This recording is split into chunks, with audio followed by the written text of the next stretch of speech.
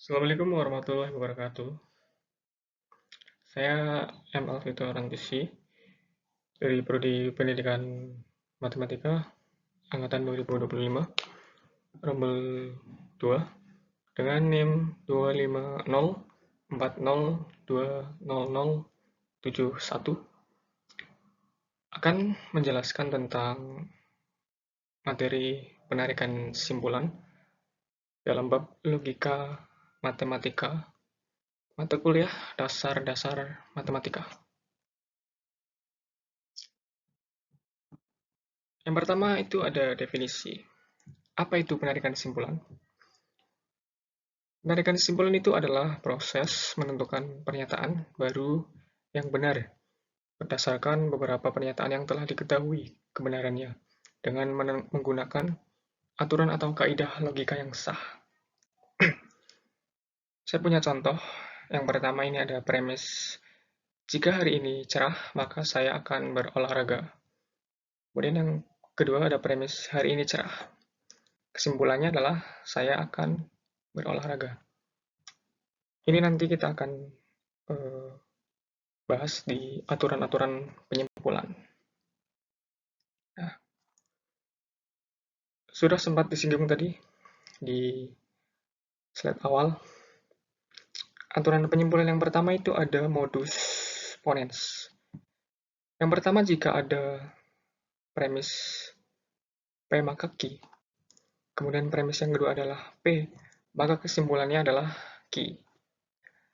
Dan yang kedua itu ada modus tollens. Jika P maka Q, premis keduanya adalah negasi Q, kesimpulannya adalah negasi P. Yang ketiga ada silogisme. Premis pertama ada jika P maka Q, premis kedua ada jika Q maka R, maka kita bisa menarik kesimpulan P maka R. Yang keempat ada destruktif silogisme. Premis yang pertama ada P atau Q, premis yang kedua ada negasi P, kita bisa menarik kesimpulan yaitu Q. Yang kelima ada konstruktif dilema. Yang pertama, jika kita punya premis P, jika P maka Q, dan jika R maka S, premis yang keduanya adalah jika P atau R.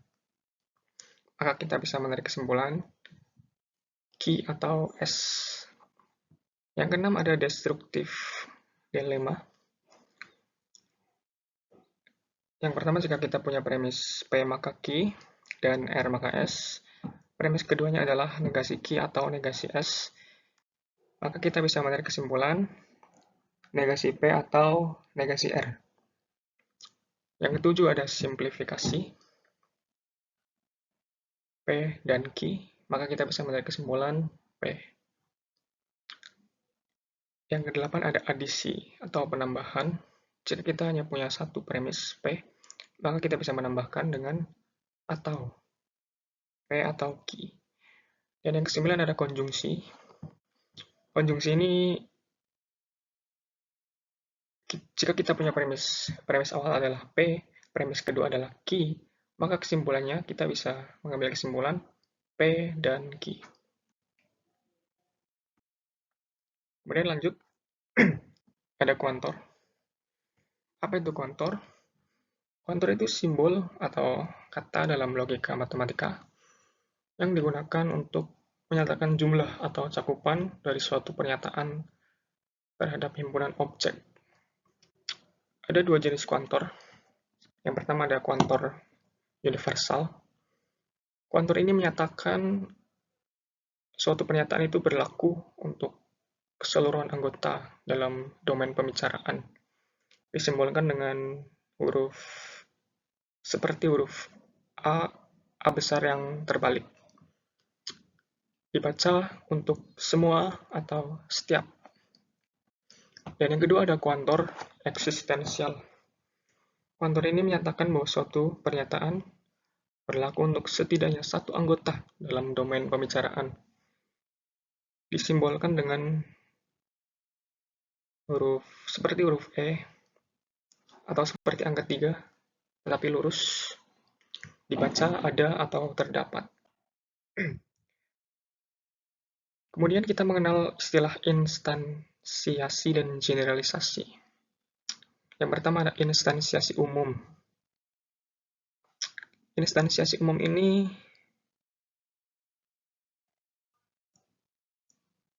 dilambangkan dengan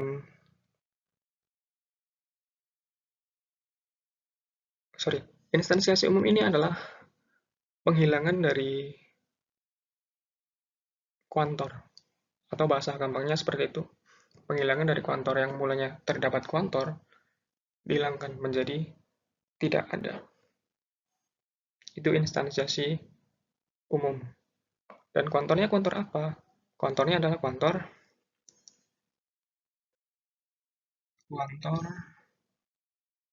universal. Dan yang kedua ada generalisasi umum. Bahasa gampangnya adalah penambahan kuantor. Kuantornya kuantor universal. Yang mulanya tidak ada kuantor menjadi ada. Ketiga ada generalisasi khusus. Secara mudah kita gambarkan dengan awalnya tidak punya kuantor, kemudian setelah digeneralisasi khususkan, mempunyai kuantor. Kuantornya kuantor eksistensial.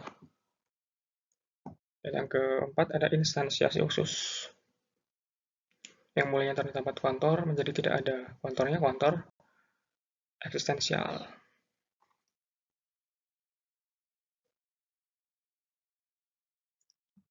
Kemudian ada contoh penarikan kesimpulan. Saya punya premis yang pertama, jika saya tidak membawa payung, maka saya kehujanan. Kita bisa simbolkan dengan jika P maka Q. Kemudian kita punya premis yang kedua, ada jika saya kehujanan, maka saya akan sakit. Kita simbolkan dengan jika Q maka S. Dan yang ketiga, jika saya sakit, maka saya akan membeli obat. Kita simbolkan dengan jika S maka O.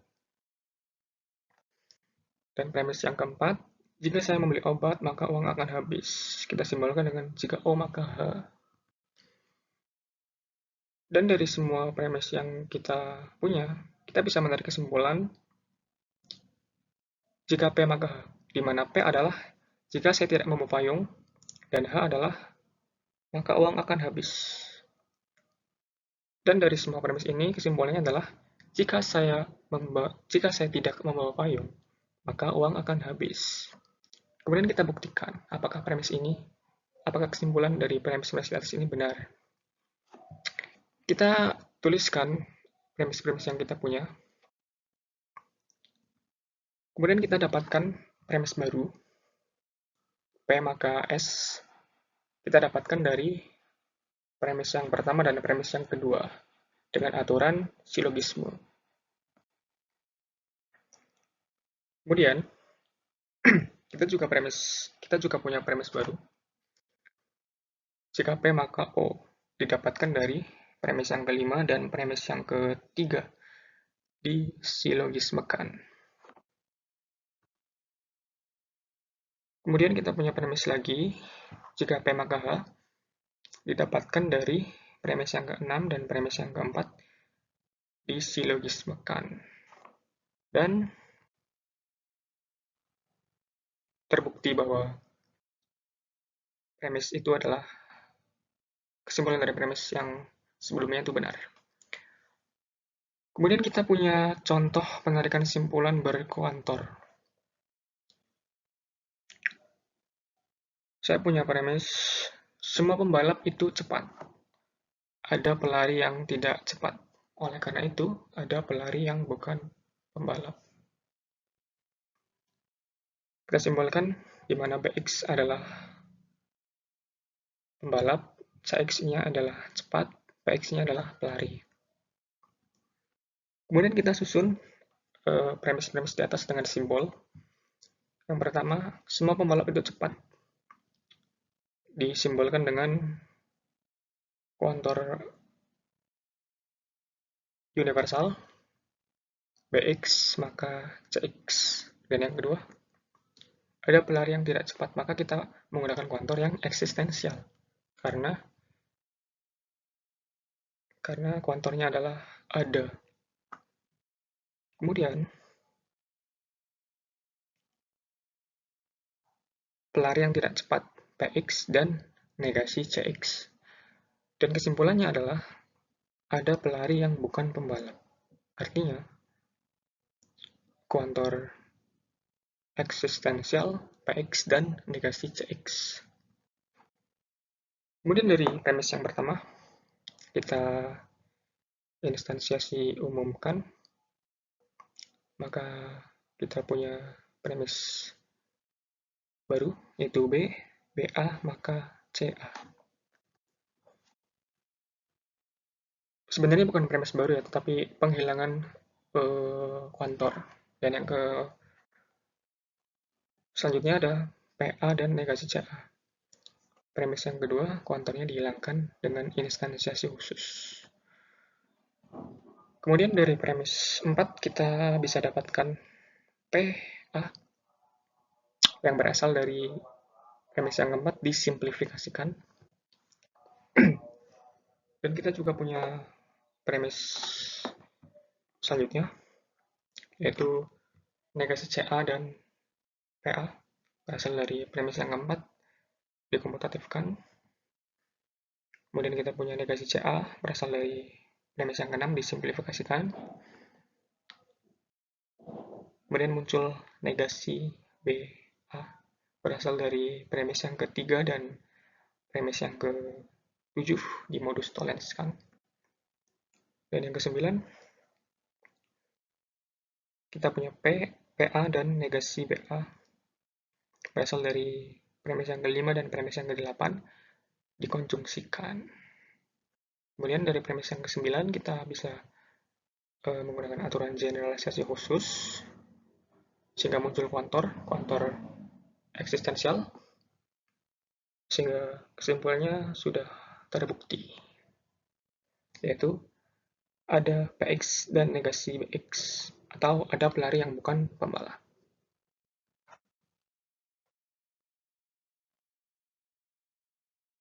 Kemudian selanjutnya kita beralih ke contoh metode pembuktian kontraposisi. Sebenarnya metode pembuktian ini ada 4 ya, kalau tidak salah. Yang pertama itu ada metode pembuktian langsung, kemudian ada kontraposisi, kontradiksi, dan induksi matematis. Namun yang akan saya bahas adalah metode pembuktian kontraposisi.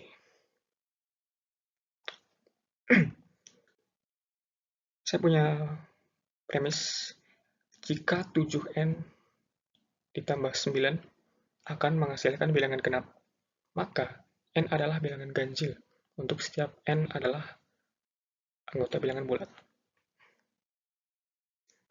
Dari premis di atas kita bisa simbolkan dengan P maka Q. Kemudian untuk membuktikan pembuktian kontraposisi, kita hanya perlu membuktikan bahwa negasi Q maka negasi Q maka negasi P adalah benar. Kemudian kita punya premis baru, yaitu negasi Q maka negasi P, sama saja dengan jika n bilangan genap, maka 7n plus 9 akan menghasilkan bilangan ganjil untuk setiap n bilangan bulat. Buktinya, kita misalkan bahwa n itu adalah bilangan genap. Kita misalkan dengan 2k. 7n plus 9 sama saja dengan 7 dikalikan 2k ditambah 9. Kemudian 2-nya kita keluarkan, 7-nya masuk atau komutatif kan. Kemudian kita jabarkan 2 dikali 7k ditambah 8 ditambah 1 menjadi 2 dikali 7k ditambah 2 dikali 4 ditambah 1. Kemudian kita punya 2, 7k ditambahkan 4 ditambah 1.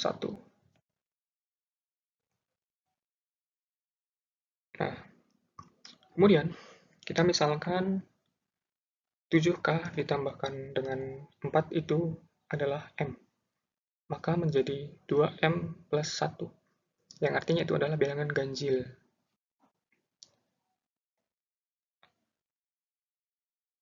Kemudian,